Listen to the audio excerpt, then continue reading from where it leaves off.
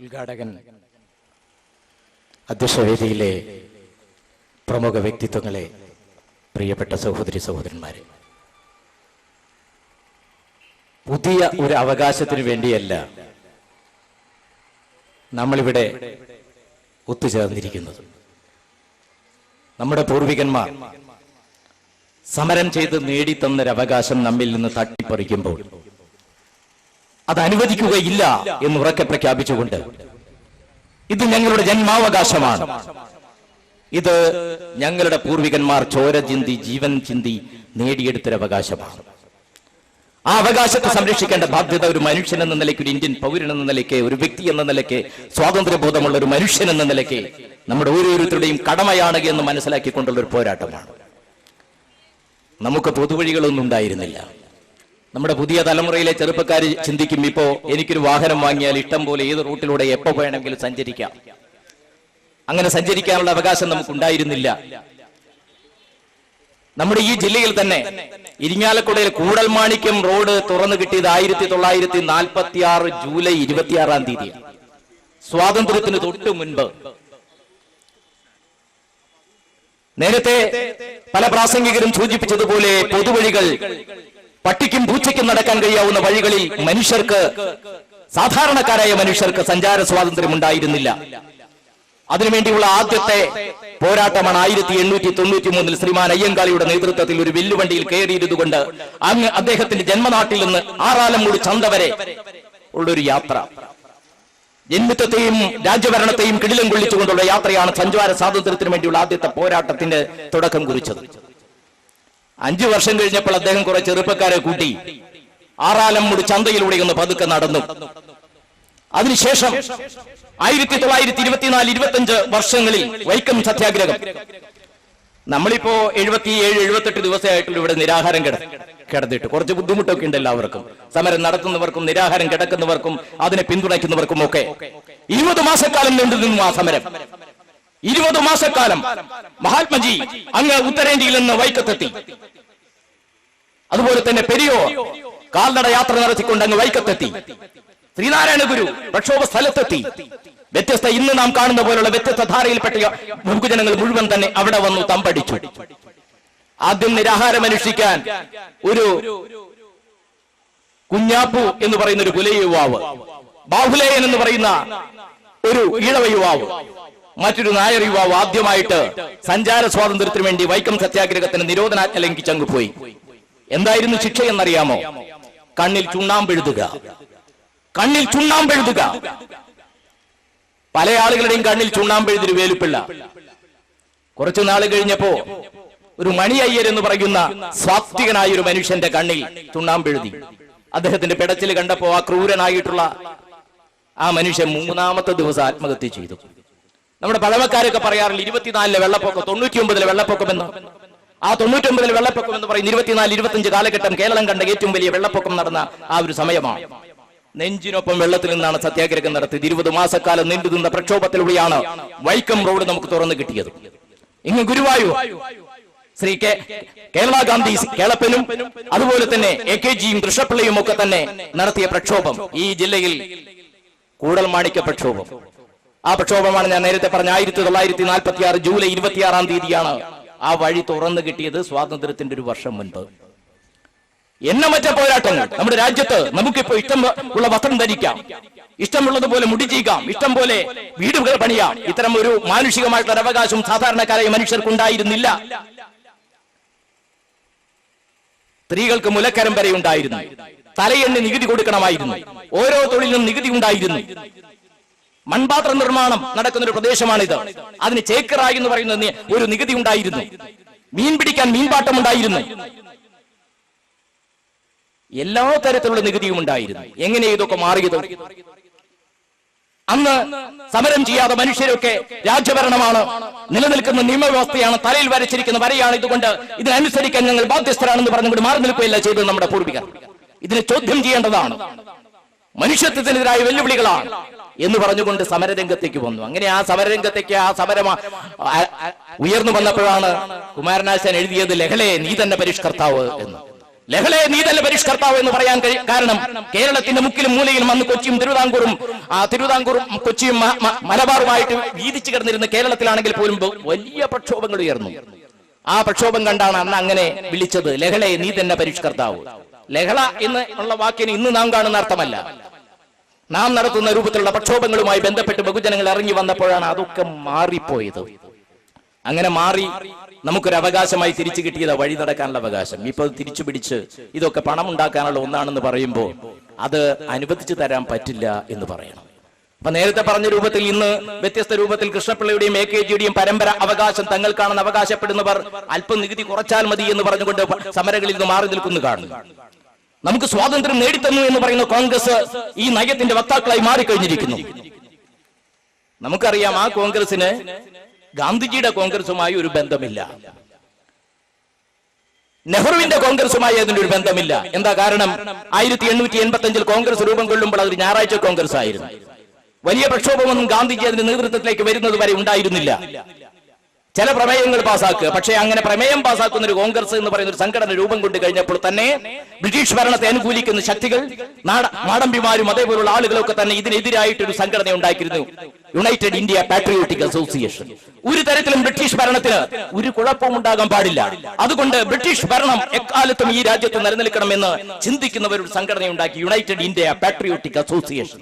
ഇപ്പോ നമ്മുടെ സോണിയയുടെ കോൺഗ്രസ് എന്ന് പറയുന്നത്, നമ്മുടെ ഉമ്മൻചാണ്ടിയുടെ കോൺഗ്രസ് എന്ന് പറയുന്നത്, നമുക്ക് സ്വാതന്ത്ര്യം നേടിത്തന്നു എന്ന് പറയുന്ന, നമുക്ക് ഭരണഘടന നേടിത്തന്നു എന്ന് പറയുന്ന, നമുക്ക് മനുഷ്യാവകാശം നേടിത്തന്നു എന്ന് പറയുന്ന, എല്ലാ തരത്തിലുള്ള മനുഷ്യർക്കും ഒരുപോലെ ജീവിക്കാൻ അവകാശമുണ്ട്, അവസരമുണ്ട് എന്ന് പറയുന്നു, ഉദ്ഘോഷിക്കുന്ന ഒരു ഭരണഘടനയെ കീഴിൽ ജീവിക്കുന്ന ഈ രാജ്യത്ത് ആ സമരം നേടിത്തന്ന അതിന്റെ പാരമ്പര്യം പോലും അവകാശപ്പെടാനില്ലാത്തവരാണിത്. അവർക്ക് എന്തെങ്കിലും പാരമ്പര്യം പിൻപറ്റാനുണ്ടെങ്കിൽ അത് നേരത്തെ പറഞ്ഞ രൂപത്തിൽ സാമ്രാജ്യത്വ അധിനിവേശം എക്കാലത്തും ഈ രാജ്യത്ത് നിലനിൽക്കണമെന്ന് മാത്രം ആഗ്രഹിക്കുകയും അതിനുവേണ്ടി പ്രവർത്തിക്കുകയും ചെയ്ത ആ യുണൈറ്റഡ് ഇന്ത്യ പാട്രിയോട്ടിക് അസോസിയേഷന്റെ പിൻഗാമികളാണ് എന്ന് പറയാൻ നമ്മൾ ഒന്നും മടിക്കേണ്ട കാര്യമില്ല. അതുകൊണ്ട് തന്നെ സ്വാതന്ത്ര്യം നമ്മുടെ നെഞ്ചിലേറ്റുന്നവരെ സംബന്ധിച്ചിടത്തോളം, ഈ സമൂഹത്തിൽ നമുക്ക് സ്വാതന്ത്ര്യം വേണം, മനുഷ്യനായി ജീവിക്കാനുള്ള അവകാശം വേണമെന്ന് ചിന്തിക്കുന്നവരെ സംബന്ധിച്ചിടത്തോളം ഭരണാധികാര സ്ഥാനത്തിരുന്നു കൊണ്ട് നിയമലംഘനം നടത്തുമ്പോൾ അതിനെ ചോദ്യം ചെയ്യാനുള്ള ഉത്തരവാദിത്വവും ഓരോ പൗരനുമുണ്ട്. അതുകൊണ്ടാണ് ഇപ്പൊ ഈ അടുത്ത് ജ്ഞാനപീഠം അവാർഡ് കിട്ടിയ കമ്പർ അദ്ദേഹത്തിന്റെ ഹംപിയിലെ പാറകൾ എന്ന് പറയുന്ന ഒരു കവിതയിൽ 2 വരി എഴുതി. നമ്മുടെ സ്വാതന്ത്ര്യത്തിൽ വിരിഞ്ഞ പൂവ് ആരോ പറിച്ചെടുത്തിരിക്കുന്നു, നമ്മുടെ സ്വാതന്ത്ര്യത്തിൽ വിരിഞ്ഞ പൂവ് ആരോ പറിച്ചെടുത്തിരിക്കുന്നു, നമ്മുടെ അഭിലാഷങ്ങൾ നീന്തി തുടിച്ചിരുന്ന കുളങ്ങളൊക്കെ വറ്റി വരണ്ടിരിക്കുന്നു, നമ്മുടെ സ്വപ്നങ്ങൾ പോലും പാതാളത്തിൽ കുഴിച്ചുപൂടപ്പെട്ടിരിക്കുന്നു എന്ന്. ഇതിനൊക്കെ ഉത്തരവാദികളായവരാണ് ഈ രാജ്യം ഭരിക്കുന്നത്. 1-2 കാര്യം മാത്രം പറഞ്ഞ് നിർത്താം. ഇതൊരു അഴിമതിയുടെ രാജപാതയാണ്. TR ബാലു കേന്ദ്ര ഉപരി ഗതാഗത വകുപ്പ് മന്ത്രിയായിരിക്കുന്ന സമയത്താണ് കേരളത്തിലെ BOTക്ക് അനുമതി കൊടുത്തത്. ആദിത്യ സിൻഹ എന്ന് പറയുന്ന ഇന്ത്യൻ എക്സ്പ്രസിന്റെ ചീഫ്, ഉയർന്ന ഒരു മാധ്യമ പ്രവർത്തകൻ, ഇന്ത്യൻ എക്സ്പ്രസിൽ ഈ BOT അനുവദിക്കുന്നതിനെ കുറിച്ച്, ഇവിടുത്തെ മാത്രമല്ല BOT അനുവദിക്കുന്നതിനെ കുറിച്ച് ഒരു വലിയ പരമ്പര എഴുതി. ഓരോ ദിവസവും 4 കോടി രൂപ വീതം ഈ BOT അനുവദിക്കുന്നതിന് വേണ്ടി മിസ്റ്റർ TR ബാലു കൈക്കൂലിയായി വാങ്ങി എന്നാണ്. 2ാം ഊഴം UPA സർക്കാർ 2ാം ഊഴം വന്നപ്പോൾ അദ്ദേഹത്തിന് മന്ത്രിസ്ഥാനം നഷ്ടപ്പെട്ടതിന്റെ പ്രധാനപ്പെട്ട കാരണങ്ങളിൽ ഒന്നും, ഒരു ദിവസം 5 വർഷം 365 × 5 കേന്ദ്ര ഉപരിതല ഗതാഗത വകുപ്പ് മന്ത്രിയായിരുന്ന സമയത്ത് ഓരോ ദിവസം 4 കോടി വീതം അഴിമതി നടത്തിയ കാലത്ത് പിറന്നു വീണ ഒരു ജാരസന്തതിയാണ്, ദുർഭഗ സന്തതിയാണ് ഈ BOT പാത. ഇപ്പോ ഇത് പണിയാൻ വേണ്ടി പണം കൊടുത്തുകൊണ്ടിരിക്കുന്ന ലോകബാങ്കിന്റെ ഇൻസ്റ്റിറ്റ്യൂഷണൽ ഇന്റഗ്രിറ്റി അതോറിറ്റി എന്ന് പറയുന്ന ഒരു സ്ഥാപനം നമ്മുടെ കേന്ദ്ര ഗതാഗത വകുപ്പ് മന്ത്രിക്ക് NHAI എന്ന് പറയുന്ന ഈ നാഷണൽ ഹൈവേ അതോറിറ്റി ഓഫ് ഇന്ത്യയുടെ ഉദ്യോഗസ്ഥ പ്രമാണിമാർ നടത്തിക്കൊണ്ടിരിക്കുന്ന അഴിമതിയുടെ കള്ളക്കഥകൾ വിശദീകരിച്ചുകൊണ്ടൊരു റിപ്പോർട്ട് കേന്ദ്ര ഉപരിതല ഗതാഗത വകുപ്പ് മന്ത്രിക്ക് കൊടുത്തിട്ടുണ്ട്. ഈ കരാറുകളൊക്കെ ഇങ്ങോട്ട് കിട്ടാൻ വേണ്ടി സ്വർണ്ണ പതക്കമടക്കം NHAIയുടെ ഉദ്യോഗസ്ഥന്മാർക്ക് കൊടുക്കുന്ന അഴിമതിയുടെ കഥകളാണ് പറഞ്ഞിരിക്കുന്നത്. കരിമ്പട്ടികയിൽ ഇന്ത്യൻ സർക്കാർ പെടുത്തിയിരുന്നു, 2010 വരെ പെടുത്തിയിരുന്ന ആ കമ്പനികൾക്കാണ് പലതരത്തിലുള്ള റോഡ് നിർമ്മാണത്തിനും ഇപ്പോൾ അനുമതി കൊടുത്തിരിക്കുന്നത്. ഉപാധ്യായ എന്ന് പറയുന്ന കേന്ദ്ര ഉപരിതല ഗതാഗത വകുപ്പിന്റെ സെക്രട്ടറി ലോകബാങ്കിന്റെ പരാതി തങ്ങൾക്ക് കിട്ടിയെന്ന് പറഞ്ഞു കഴിഞ്ഞിട്ടുണ്ട്. മറ്റു അഴിമതിയുടെ കഥകളൊക്കെ നേരത്തെ പറഞ്ഞു കഴിഞ്ഞതാണ്. ഈ രംഗത്ത് ജനങ്ങളെ സംബന്ധിച്ചിടത്തോളം ഏഷ്യയിലെ ഏറ്റവും വലിയ കുടിയിറക്കിന് ആതിഥ്യം വഹിച്ചുകൊണ്ടാണ് NH-47 NH-17 ഇങ്ങനെ പോകാൻ പോകുന്നത്. ഇന്ത്യയിലെ പ്രധാനപ്പെട്ട പല രാജ്യങ്ങളിലും ഇന്ത്യയിലെ പല സംസ്ഥാനങ്ങളിലും 4 വരി പാതയുണ്ട്, 6 വരി പാതയുണ്ട്. 30-25 മീറ്ററിനുള്ളിൽ 4 വരി പാതയും 6 വരി പാതയും ഒക്കെ ഉണ്ട്. ഇവിടെ മാത്രം എന്തിനാ? ഇതിനു പിന്നിലും ഈ ടോളിനേക്കാൾ വലിയൊരു അഴിമതിയുണ്ട്. ഇതുപോലെ പാർക്കിംഗ് ഏരിയകൾ, അതുപോലെ പ്ലാസ് ഏരിയകൾ, റെസ്റ്റിംഗ് ഏരിയകൾ എന്ന് പറയുന്ന രൂപത്തിൽ ഈ റോഡുകൾക്ക് ചുറ്റും വാങ്ങിക്കൂട്ടുന്ന സ്ഥലം, ആ സ്ഥലത്തൊക്കെ തന്നെ വരാൻ പോകുന്ന വലിയ മാളുകളാണ്. അങ്ങനെ വരുമ്പോൾ നമ്മുടെ രാജ്യത്തെ ചെറുകിട കച്ചവടക്കാരെ പോലും കഞ്ഞുകുടി മുട്ടിക്കുന്ന രൂപത്തിലേക്കുള്ള കാര്യങ്ങളായി മാറാൻ പോവുകയാണ്. അപ്പൊ വെറും ടോളിന്റെ പ്രശ്നം മാത്രമല്ല, അതുകൊണ്ടാണ് ഇത് പണം കുറയ്ക്കണമോ ടോൾ കുറയ്ക്കണമോ, അല്പം ചുരുക്കണം, 50 രൂപ 25 രൂപയാക്കണോ എന്നതിനേക്കാൾ അപ്പുറത്ത് ഭരണഘടന തന്നെ പ്രദാനം ചെയ്യുന്ന ഒരു അവകാശം അത് നിഷേധിക്കുമ്പോൾ അതിനെ തിരിച്ചു പിടിക്കാനുള്ള ഉത്തരവാദിത്വവും അവകാശവും ധാർമ്മികമായ ഉത്തരവാദിത്വവും പൊരുതുന്നവർക്കുണ്ട്, മനുഷ്യർക്കുണ്ട്. അതിനുവേണ്ടിയുള്ള പോരാട്ടമാണ് നടക്കുന്നത്. അതുകൊണ്ട് നമുക്ക് പരാജയപ്പെടാൻ സാധ്യമല്ല. ചില സമരങ്ങളൊക്കെ ഇപ്പോൾ നമുക്ക് പ്രതീകാത്മകമായി പലതരത്തിലുള്ള സമരങ്ങളൊക്കെ നടത്തേണ്ടി വരും. ആ സമരങ്ങൾ നടത്തി ചിലതൊക്കെ അവസാനിപ്പിക്കും വരും. എല്ലാ സമരവും വിജയിച്ച് തന്നെ അടങ്ങിയേ മതിയാവൂ എന്ന് വാശി പിടിക്കുന്നതിൽ അർത്ഥമില്ല. പക്ഷേ ചില സമരങ്ങൾ വിജയിച്ചേ മതിയാവും. അങ്ങനെയുള്ളൊരു സമരമാണ് ഈ ടോൾ പ്ലാസയ്ക്കെതിരായിട്ട് നാം നടത്തിക്കൊണ്ടിരിക്കുന്ന പ്രക്ഷോഭം. ഈ സമരം വിജയിച്ചേ മതിയാവൂ. കാരണം നമ്മുടെ ആത്മാഭിമാനത്തെ ചോദ്യം ചെയ്യുന്നു. നിങ്ങളൊരു മനുഷ്യനാണോ? ഇന്ത്യക്കാരനാണോ? സ്വാതന്ത്ര്യ ബോധമുള്ളതാണോ? അപ്പൊ നേരത്തെ അധ്യക്ഷൻ പറഞ്ഞതുപോലെ തല കുനിഞ്ഞു പോകുന്നു. നമുക്ക് തലകുനിയുന്നതിനെ കുറിച്ചല്ല സ്വാതന്ത്ര്യ സമര കാലഘട്ടത്തെ ടാഗോർ പറഞ്ഞത്. ഹിമവാനെപ്പോൾ ഉയർന്നു നിൽക്കുന്ന, തലയുയർത്തി നിൽക്കുന്ന ഒരു സ്വാതന്ത്ര്യത്തെ കുറിച്ചുള്ള സ്വപ്നമായിരുന്നു ഇന്ത്യയിലെ ദേശീയ പ്രസ്ഥാനത്തിന്റെ നേതാക്കന്മാർ അന്ന് സ്വാതന്ത്ര്യത്തിന്റെ സമര ഭടന്മാരായി ഇറങ്ങുന്നവർക്ക് വേണ്ടി അവരുടെ മനസ്സിലേക്ക് ഇത് കൊള്ളിച്ചിരുന്നത്. അത്തരം മഹത്തായ ഒരു സ്വപ്നത്തിന് വേണ്ടിയാണ് ദശലക്ഷക്കണക്കിനായിരുന്നു മനുഷ്യര് പോരാടിയതും രക്തസാക്ഷികളായതും. അവരുടെ സ്വപ്നങ്ങൾക്ക് കരിനിൽ വീഴ്ത്താൻ അനുവദിച്ചുകൂടാ. അതുകൊണ്ട് ഈ പ്രക്ഷോഭം എന്ന് പറയുന്നത് നമുക്ക് നേടിത്തന്ന അവകാശം. ആ നേടിത്തന്ന അവകാശം 20, 70, 75 ദിവസം കഴിയുന്നു. നിരാഹാരികൾ 5, 6, 17, 22, 30 ഒക്കെ ദിവസങ്ങൾ നടത്തുന്നു. ഭരണാധികാരികൾ ശ്രദ്ധിക്കാതെ പോകുന്നു. അവരെ സംബന്ധിച്ചിടത്തോളം ഗാന്ധിജി പറഞ്ഞു, ആദ്യം അവർ നിങ്ങളെ അവഗണിക്കും, പിന്നെ നിങ്ങളെ കളിയാക്കും, പിന്നെ നിങ്ങളെ എതിർക്കും. അപ്പൊ എതിർക്കുമ്പോൾ നിങ്ങൾ വിജയിച്ചു എന്ന് കരുതുക. ആദ്യം നിങ്ങളെ അവർ അവഹേളിക്കുന്നു, പിന്നെ നിങ്ങളെ അവർ കളിയാക്കുന്നു, പിന്നെ അവർ നിങ്ങളെ എതിർക്കുന്നു. അപ്പൊ നമ്മൾക്ക് എതിർക്കേണ്ട ഘട്ടത്തിലേക്ക് പോവുക. അങ്ങനെ എതിർക്കേണ്ട ഘട്ടത്തിലേക്ക് പോകേണ്ട ഒരു അവസ്ഥയിലേക്ക് ഈ സമരത്തെ കൊണ്ടെത്തിക്കരുത്.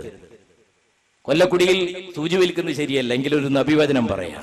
സായാഹ്നത്തിൽ നിങ്ങൾ പുലരിയെ പ്രതീക്ഷിക്കരുത്, പുലരിയിൽ സായാഹ്നത്തെയും. സായാഹ്നത്തിൽ നിങ്ങൾ പുലരിയെ പ്രതീക്ഷിക്കരുത്, പുലരിയിൽ നിങ്ങൾ സായാഹ്നത്തെയും എന്ന് പറഞ്ഞാൽ ജനാധിപത്യപരമായ രൂപത്തിൽ നാം സമരം നടത്തിയാൽ കേൾക്കില്ല എന്ന് പറഞ്ഞാൽ ഈ ജനാധിപത്യ അവകാശം തിരിച്ചു പിടിക്കാൻ വേണ്ടിയുള്ള പ്രക്ഷോഭങ്ങളിലേക്ക് നമ്മെ ഇറക്കി വിട്ടാൽ അതിന് ഉത്തരവാദികൾ പ്രഥമമായും നമ്മുടെ ഭരണാധികാരികളായിരിക്കുമെന്ന് ഓർമ്മിപ്പിച്ചുകൊണ്ട് ഈ സമരം വിജയിപ്പിക്കാൻ വേണ്ടിയുള്ള ഒറ്റക്കെട്ടായി സ്വാതന്ത്ര്യ സമര കാലഘട്ടത്തിൽ നമ്മുടെ കവികൾ ഒരു ഇടശ്ശേരി എഴുതിയതുപോലെ ഒറ്റ മനുഷ്യനെ പോൽ ഉയർത്തിയ കരം പോൽ, ഒറ്റ മനുഷ്യനെ പോൽ ഉണർന്നെഴുന്നേറ്റ് മുറ്റി ചുരുട്ടിയൻ കരം എന്ന് പറയുന്നത് പോലെ ഉണർന്നെഴുന്നേറ്റ് മുറ്റി ചുരുട്ടിയ ഒരു മനുഷ്യനെ പോലെ ഈ ബിഒടിക്കെതിരെ ശബ്ദമുയർത്തുന്ന ശക്തികൾ ഒറ്റക്കെട്ടായി വന്നാൽ നാം പരാജയപ്പെടാൻ പോകുന്നില്ല. ഒരു കാര്യം കൂടി പറയാം. ചില ആളുകൾ ചോദിക്കുന്നത് എത്ര കാലായി ഈ സമരമൊക്കെ നടക്കുന്നു, വല്ല കാര്യമുണ്ട്? ചില ആളുകൾ പരിഹസിച്ചു, വെള്ളക്കുഴിയിൽ തവളയെ പോലെ. ചില ആളുകൾ ഈ പ്രക്ഷോഭത്തിന്റെ ഭാഗമായിട്ട് പ്രചരണം നടത്തിക്കൊണ്ടിരുന്നപ്പോ ചില സുഹൃത്തുക്കൾ, ചില ആളുകൾ പറഞ്ഞ വെള്ളക്കുഴിയിലെ തവളയെ പോലെ ചില ആളുകൾ ഇവിടെ കിടക്കുന്നുണ്ട്. അങ്ങനെയാ പറഞ്ഞത്. അപ്പോ തവള വെള്ളത്തിൽ നീന്തും, തവള വെള്ളത്തിൽ നീന്തും. അങ്ങനെ ഞങ്ങൾ ഇവിടെ നീന്തുകയാണ്. ഈ തവളക്കുഴിയിലേക്ക് തള്ളിവിടുന്ന ഇതിനെക്കുറിച്ച് പറയുന്ന ആളുകളെ സംബന്ധിച്ചിടത്തോളം ഈ അവകാശം തട്ടിപ്പറിക്കുമ്പോ അത് പിടിച്ചു പിടിക്കാൻ വേണ്ടി സമരം ചെയ്തവരാണ് നമുക്കൊക്കെ തന്ന് തല കുനിച്ച് നിന്ന് മുട്ടുമടക്കാൻ പറഞ്ഞപ്പോ നിലത്തിഴഞ്ഞവർ അല്ല നമുക്ക് ഈ അവകാശങ്ങൾ നേടിത്തന്നത്. കഴുമരമെങ്കിൽ കഴുമരം, കൊലമരമെങ്കിൽ കൊലമരം, രക്തസാക്ഷിത്വമെങ്കിൽ രക്തസാക്ഷിത്വം, മർദ്ദനമെങ്കിൽ മർദ്ദനം എന്ന് ചിന്തിച്ച് മനസ്സിൽ ദാസ്യമോ മരണമല്ലോ നല്ലോ എന്ന് നമ്മുടെ സുഗതകുമാരി ടീച്ചറുടെ പിതാവ് എഴുതി. സഹിക്കുകയോ ദാസ്യം, മരണമല്ലോ നല്ലോ എന്ന് ചിന്തിച്ച മനുഷ്യരാണ് നമുക്കിതൊക്കെ നേടിത്തന്നത്. അങ്ങനെ നേടിത്തന്നത് സംരക്ഷിക്കാനുള്ള ഇരട്ട ബാധ്യത കൂടി നമുക്കുണ്ട്. ആ ഇരട്ട ബാധ്യത നിർവഹിക്കാൻ വേണ്ടി ഇവിടെ ചേർന്നിരിക്കുന്ന മുഴുവൻ ആളുകൾക്കും ഇത് സംഘടിപ്പിച്ച സോളിഡാരിറ്റിയുടെ പ്രവർത്തകർക്കും ഒരിക്കൽ കൂടി CPM റെഡ് ഫ്ലാഗിന്റെ അഭിവാദ്യങ്ങൾ അർപ്പിച്ചുകൊണ്ട് നാം ഒന്നിച്ചു നിൽക്കുക. വിജയം നമ്മുടേത് തന്നെയാണ്, നമുക്ക് പരാജയപ്പെടാനാവുകയില്ല എന്ന് മാത്രം പറഞ്ഞുകൊണ്ട് നിർത്തുന്നു. അഭിവാദ്യം.